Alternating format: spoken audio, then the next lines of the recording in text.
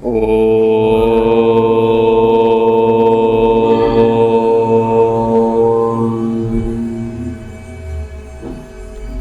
ऋग्वेद प्रथम मंडल 5वां सूक्त और छठा मंत्र।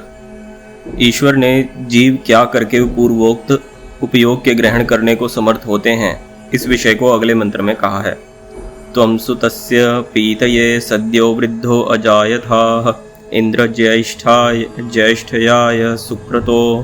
पदार्थ: हे इंद्र, विद्यादि परमेश्वर युक्त सुक्रतो श्रेष्ठ कर्म करने और उत्तम बुद्धि वाले विद्वान मनुष्य, त्वं तू सद्यः शीघ्र, सुतस्य संसारी पदार्थों के रस के, पीतये पान व ग्रहण और ज्येष्ठयाय अत्युत्तम कर्मों के अनुष्ठान करने के लिए, वृद्ध विद्या आदि शुभ गुणों के ज्ञान के ग्रहण और सबके उपकार करने में श्रेष्ठ, अजायथा हो। भावार्थ: ईश्वर जीव के लिए उपदेश करता है कि हे मनुष्य, तू जब तक विद्या में वृद्ध होकर अच्छी प्रकार परोपकार न करेगा, तब तक तुझको मनुष्यपन और सर्वोत्तम सुख की प्राप्ति कभी न होगी। इससे तू परोपकार करने वाला सदा हो। क्या समझ में आता है इससे हमें?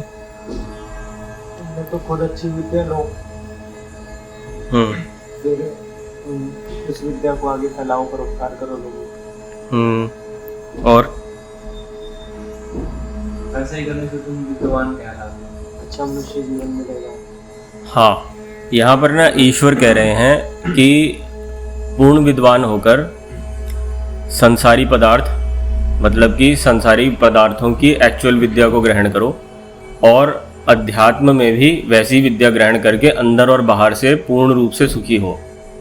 ऐसा नहीं है कि मुझे खाली बाहर बाहर का देखना है, साइंटिस्ट बन गया लेकिन अंदर से आदमी खोखला, ठीक है। और ऐसा भी नहीं है कि योगी बनने के मार्ग पे है और बिल्कुल फकीर है, भीख मांग रहा है, ठीक। तो दोनों में बैलेंस करके चलना है, दोनों तरह की विद्याओं को उठाना है। इसको हम कहते हैं पर और अपर विद्या, ठीक है।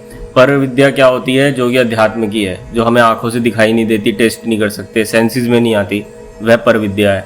और एक होती है अपर विद्या। अपर विद्या मतलब जो परे नहीं है, यानी कि जो हमें दिखाई देती है, हम महसूस कर सकते हैं। मोबाइल है, कंप्यूटर है, ये लाइट है, इलेक्ट्रिसिटी, ये सारी जो टेक्नोलॉजी हैं ये अपर विद्या में आ जाती हैं, ठीक है।